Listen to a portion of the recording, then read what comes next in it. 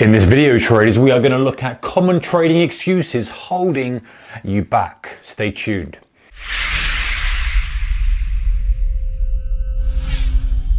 Hey guys, we've all been there. We've all made excuses as to why the trade or our trading in general isn't going as good as it should be. Now, we make these excuses because we want to deflect the real reason away from us. Now, this often is something like, hey, we're frightened of failure and we don't want to say, you know what, we tried, it didn't work. We tried the system and strategy, it didn't work. We tried trading and it didn't work for us and we didn't want to put the extra effort in that's needed. And by the way, there's nothing wrong with that, right? There's people out there who I've met, guys, really switched on guys, young guy.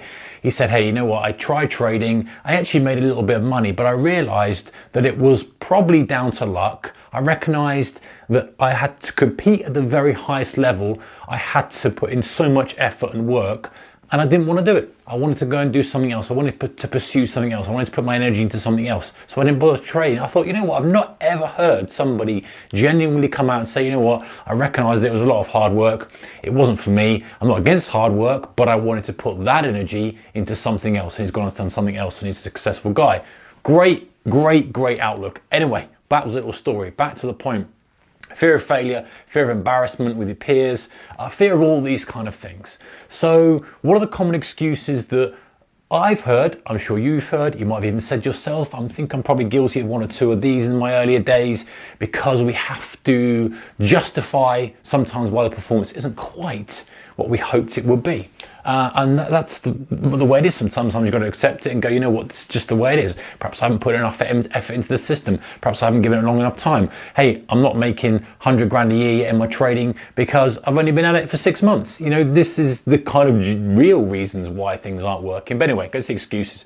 Number one, the game is rigged. Hear this loads. People say the game is completely rigged. They say that there's, some sort of cartel going on. And within, there are obviously some kind of bigger players who are shifting money and they can move the market, but to suggest that it's rigged against people, that there's massive conglomerates and cartels who are all moving it to ping out retail, it just wouldn't be worth their while, right? They don't care about your £1,000 stop loss. They don't care about this. It just doesn't make any sense. And of course there are some crooks out there, and of course there are plenty of things going on which can affect it, and there's HFT, which people say is rigged and stuff. But we can play the game, we can get involved in trading in a reasonably level playing field with everyone else. It's not rigged against us. If it was, in my opinion, it would make the game so much easier, because I could think, okay, what do the bigger players want to achieve? And I will just second guess that and use game theory to work out how they're going to rig it for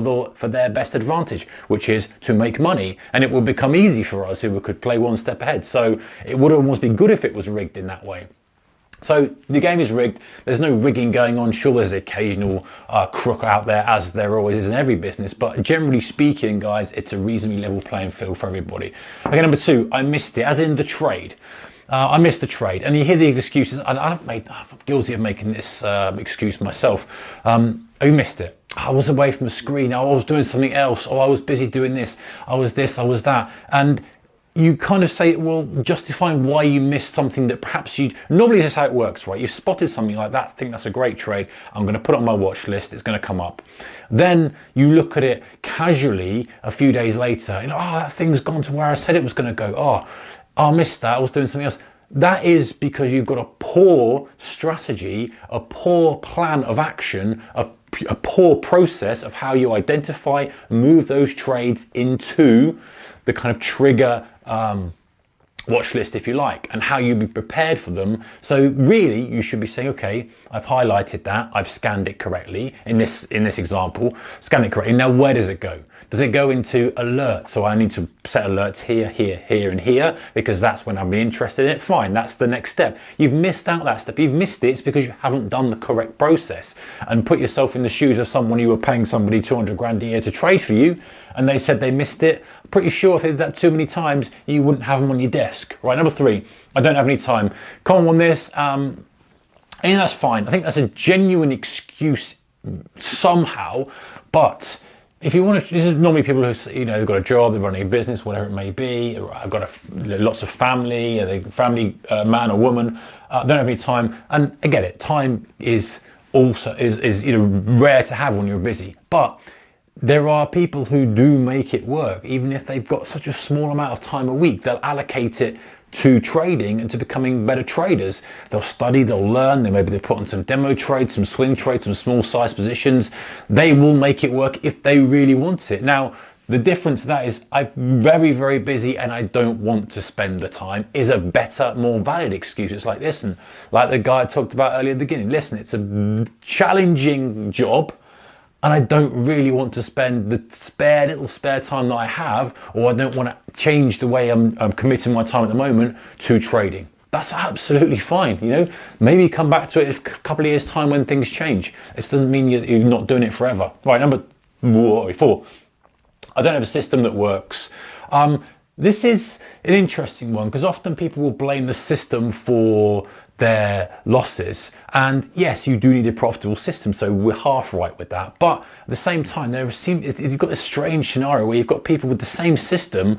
These guys will lose money, these guys will be killing it. And you think, well, what is the difference? It's because someone's second guessing the system, they're not executing it correctly, they're adding trades into it that shouldn't be in it, they're not taking every single trade. There's so many ways you can trade a system, but have all these dots outside of the system, which are different trades, which completely skew the results. And so yes, you do need a system that works, and that could be a reasonable excuse as to why you're not profitable, but more than likely, you're not giving the system chance. You're not executing it correctly. You're not giving it the exact genuine reason, actually executing as it should be executed, to the plan, to the letter.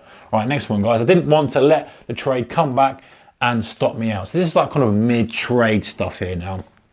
And I think we've probably all made this excuse as to why we snatch profits too early. So let's say our profit target's up here, our stop loss is here, market's chugging on here, it's starting to come back, and we've got that feeling like, oh, I don't want it to come back and stop me out here. It's a winner at the moment. I don't think I'll hit my profit target. Let's take it. And you kind of, half of you feels good that you've banked a couple of grand, or a couple of £100 or 20 grand, whatever you're playing at.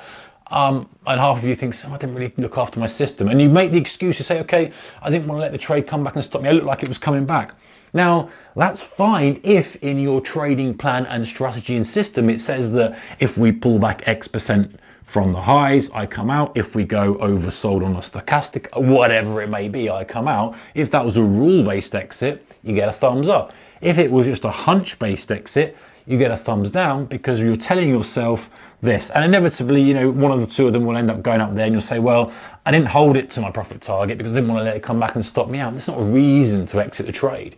The market, you should be analysing the market based on what it's telling you at the time, not anchoring your perception of the market based on where you got in, where your stop loss is, where your profit target is. It's completely irrelevant. It's what it's doing at the time. Okay.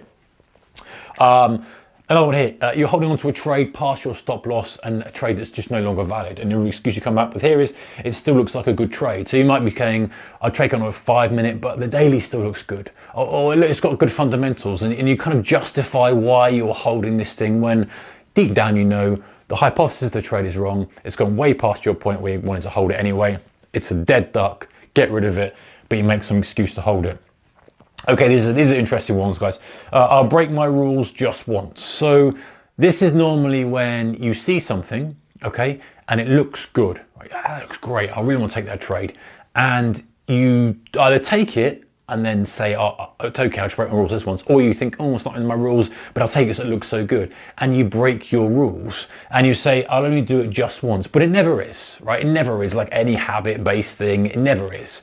And then you justify why you did that. Whereas the reality, what you should be doing is, hey, that's a great trade that, it's not in my rules. Do I need to note this down? Because if I see other trades like this, perhaps I need a strategy that allows me to take these trades. That's the correct way of doing it. Not like, that looks great, click. It's that looks great, okay, what are the parameters? That looks great, it's a rally, it's this, that, the other. Okay, now do I need to build that into a system that I want to operate actually properly? Not just, I'll break my rules. Because you break that rule, What happens is you break every rule. How you do that is how you do everything. So if you're breaking one rule about execution, who's to say you're not going to break the next rule about risk?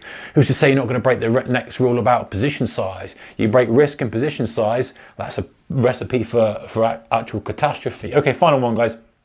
I've broken my rules, it doesn't matter now. This is a painful one that day traders probably will know.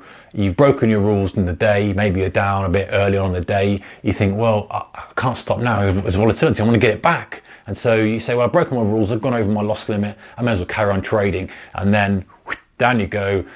Horrible loss for the day, catastrophic loss, maybe not catastrophic, but way over what you said you were going to do. You're trading, and then because you're trading, you've broken your rules, you feel like, well, none of the rules now apply. I can trade whatever I like. And of course, then you're just like a wild man or woman going out, clicking the button, trading different size, trading this, trading that, digging a massive hole, and you're just trading like a monkey, basically, but worse than a monkey, because at least a monkey's probably got 50-50, because you can just stab the button and maybe it goes up, maybe it goes down, but you've got that psychological impact, which always has a negative expectancy when you're trading with that brain, and that does the damage. So anyway, guys, there's common trading excuses potentially they're holding you back. If you've got any that you've made, chuck them in the comment section below, perhaps address them in another video, because this will hopefully help you think about if you're making these at the moment, or perhaps warn you if they start to come up in the future and you think, you know what, I remember watching a video about that guy on YouTube, perhaps I need to think and reframe this a little bit. And if that catches you and you make a bit of improvement, then come back and stick it in the comment section below. I'd be interested to know if it's helped you. All right, guys, please appreciate a thumbs up if you like the video, and also appreciate your subscription if you haven't yet already. And I do appreciate your subscription and support if you have. Take care. Bye-bye.